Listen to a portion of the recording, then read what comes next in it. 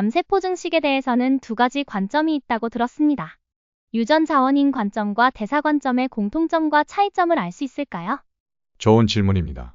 어떠한 일이나 현상에 대한 어떠한 관점을 가지는가는 매우 중요합니다. 어떤 분은 관점의 차이가 IQ 70의 차이를 만들어낼 수 있다고도 하였습니다. 대표적인 예가 천동설과 지동설이지요. 우리가 지구에 있으니까 하늘이 도는 것처럼 보이지만 사실은 지구가 자전을 하기 때문에 우주가 도는 것처럼 보일 뿐인 것입니다. 지동설에 근거해서 우리는 우주의 현상들을 좀 더 합리적이고 과학적으로 탐구하고 이해할 수 있습니다. 만약 여전히 천동설에 머물러 있었다면 지금과 같이 우주를 탐사하고 연구하는 것은 매우 큰 어려움이 있었을 것입니다. 암의 발생과 증식에 대해서도 서로 상반될 수도 있는 두 가지 관점에서 설명할 수 있습니다. 첫 번째, 전통적으로 현대과학에서 주장하는 관점은 유전자 원인 관점 (genetic origin입니다. 그리고 최근 연구자들이 새롭게 제시하고 있는 것은 대사 원인 관점 (metabolic origin입니다. 이 두 관점은 서로 대립적인 것이 아니라 상호 보완적이며 상호작용하는 이론으로 해석할 수 있으며 암의 발생과 지속적 증식을 이해하는 데 핵심적인 역할을 합니다. 아래의 공통점과 차이점을 정리하여 설명드립니다. 박사님, 좀 더 설명을 하시기 전에 먼저 유전자가 무엇인지, 대사가 무엇인지에 대해 잠깐 이해를 하면 좋을 것 같습니다.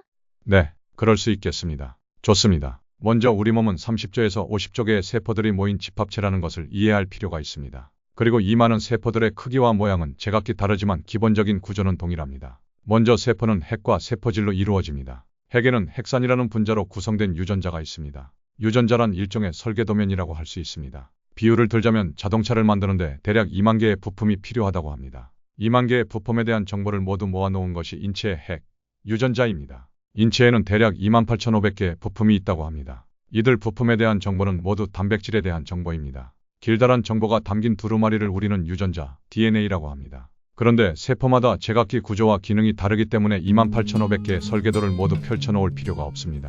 그래서 필요할 때마다 특정 설계도가 있는 DNA가 펼쳐집니다. DNA는 두 가닥이 붙어 있는데 이게 서로 떨어지는 것입니다. 그러면 설계도면이 사이에서 나타납니다. 특정한 필요한 설계도면을 복사하여 만들어지는 게 전령 RNA입니다. 메신저 RNA, mRNA라고도 합니다. DNA에서 복사된 mRNA 핵 바깥으로 나가서 세포질에서 리보솜이라는 공장에 도면 정보를 전달합니다. 그러면 리보솜이라는 공장이 mRNA의 도면 정보를 바탕으로 아미노산을 연결합니다. 아미노산이 연결된 후 적절하게 접히면 그게 단백질이라고 불립니다. 그렇다면 인체의 단백질은 28,500가지인가요?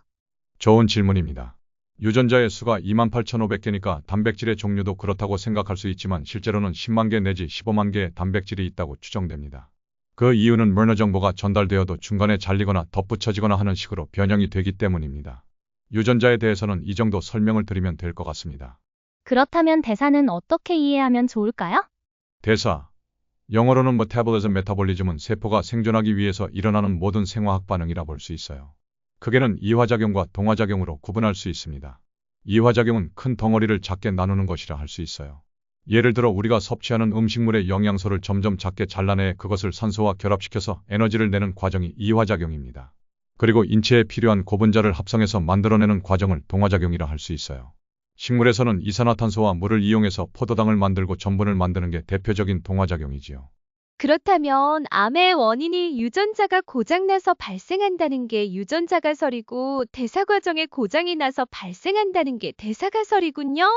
자동차의 운행을 위해서 자동차 설계도를 만드는 거지 설계도를 위해서 자동차를 만드는 건 아닙니다. 이러한 관점에서 저는 유전자가설보다는 대사가설이 보다 설득적인 것 같습니다. 생명체라는 것도 에너지를 생성해야 성장도 하고 자손도 낳을 수 있는 거잖아요. 유전자를 위해서 에너지를 생성하는 게 아니고 에너지 생성 효율을 높이기 위한 구조와 기능을 위해서 효율적인 유전자가 자손에게 남겨지는 거라 생각이 듭니다. 그렇습니다. 합리적 이성에 근거한다면 유전자 관점보다는 대사적 관점이 보다 설득적인 것 같습니다. 특히나 암세포의 유전자가설은 몇 가지 문제가 있습니다. 암세포들마다 손상된 유전자가 제각기 다르다는 것입니다. 같은 부위의 같은 암이라도 유전자 손상이 다른 경우가 빈번합니다. 어쨌든 이 두 가지 가설의 공통점 similarities,은 세포의 성장과 증식 제어가 실패하였다고 보는 것입니다. 이 두 가지 관점 모두 암세포가 정상 세포 주기 조절 메커니즘에서 벗어나 지속적으로 성장하고 분열하는 조절 실패 현상에 주목하고 있습니다. 세포 외부 자극과 내부 시스템 간의 상호작용, 성장 인자, 사이토카인, 영양소, 산소 농도 등 외부 신호와 내부 신호 전달 체계가 병적으로 과활성화되었다고 모두 인정합니다. 그리고 PI3K ACTMTOR 등의 신호 전달 경로가 활성화되었다고 생각합니다. 두 관점 모두 mTOR MAPK, HIF-1 등 세포 증식에 관여하는 공통 경로들을 통해 암을 설명합니다. 기본적으로 암이 세포 자살 회피합합한다는 것도 인정합니다. 하지만 이러한 현상들이 왜 발생하였는가에 대한 초기 원인에 대한 관점은 본질적으로 차이가 나게 됩니다. 먼저 유전자 원인 관점의 기본 가설은 유전자 돌연변이가 발생했기 때문이라고 주장합니다. 예를 들어 P53RB와 같은 종양억 제유전자가 손상되었다는 거죠.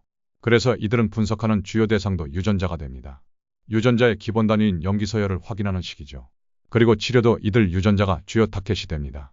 암의 유전자 증식을 억제하기 위해서 융단폭격식으로 인체의 모든 유전자 작용을 정지시키는 시기 됩니다. 하지만 대사 원인 관점은 암이 에너지 대사 시스템이 고장났기 때문이라고 해석합니다. 가장 대표적인 것이 암세포는 공통적으로 미토콘드리아라는 세포 내 소기관이 손상되었다는 것입니다. 미토콘드리아는 세포의 발전소라고 불립니다. 하나의 세포에는 대략 200개 내지 300개의 작은 발전소가 있어서 세포가 필요한 에너지를 생성합니다. 간세포의 경우는 좀 더 많아서 1700개 내지 2200개가 있습니다.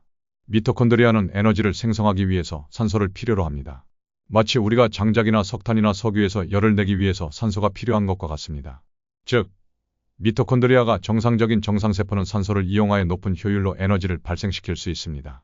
반면 미토콘드리아가 고장난 암세포는 산소를 이용하지 않기 때문에 미생물처럼 산소 없이 에너지를 내는 발효 과정으로 낮은 효율로 에너지를 생성합니다. 대사적 관점에서 치료는 암세포가 주요 먹이로 하는 탄수화물을 제한하는 것입니다. 반면 암세포가 먹이로 이용하지 못하는 식물성 지방을 많이 섭취하는 것입니다. 그러면 자연스럽게 암세포는 먹을 게 없어서 굶어 죽게 됩니다. 결론을 요약하자면 유전자 관점은 암의 정보 시스템, 이 고장났다는 시각이고 대사 관점은 암의 에너지 시스템, 이 변형되었다는 해석입니다. 오늘날의 암 연구는 이 둘을 통합하여 대사, 유전자 피드백 고리로 이해하려는 방향으로 발전 중입니다. 암세포의 주요 영양소가 탄수화물이고 지방을 에너지로 사용하기 어렵다면, 그렇다면 대사적 관점에서는 우리 일상에서 섭취하는 음식을 조절하는 게 중요하게 되는 것이군요. 그렇습니다.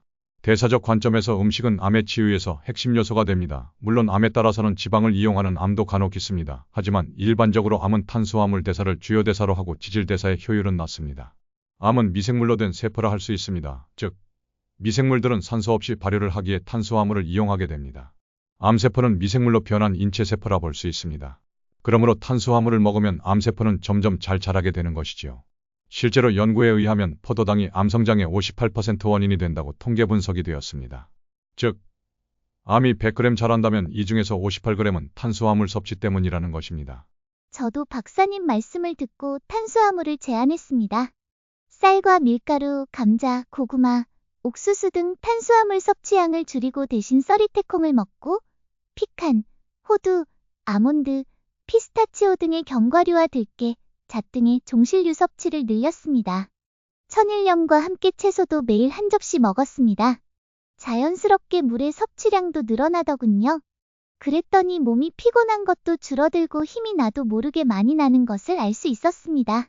무엇보다 매일 우울하고 불안하던 마음이 활발해지고 낙천적이고 희망적이 되어서 일상이 즐거워졌습니다. 감사합니다. 네, 정말 잘 되었습니다. 많은 분들이 식물성 중심의 케톤식을 하시면서 건강이 개선되었다는 말씀을 많이 들었습니다. 세포의 대사는 과학입니다. 단순한 믿음으로 치유되거나 우연으로 생기는 것은 아닙니다. 자연법에 대한 이해 없이 맹목적인 행동은 암세포의 성장을 촉진시킬 수 있습니다. 암세포의 치유에 도움이 된다는 케톤식에 대해 설명을 해주시면 감사하겠습니다. 케톤식이란 인체에서 케톤이라는 영양소를 생성하는 시기를 말합니다. 케톤 또는 케톤체란간에서 지방을 이용하여 만드는 영양소입니다. 인체의 뇌는 지방을 바로 이용할 수 없어요. 그래서 간으로 보내어 케톤체로 만들면 뇌가 케톤체라는 에너지를 이용할 수 있게 됩니다. 2일 정도 공복 상태가 되면 뇌에서 이용하는 에너지의 70% 정도가 케톤체로 공급하게 되면 나머지 30%를 포도당이 공급하게 됩니다. 그렇다면 케톤체는 지방 섭취량을 늘리는 식이군요? 네, 그렇습니다. 이와 함께 탄수화물의 섭취량을 줄여야 인체에서 케톤체를 만든답니다.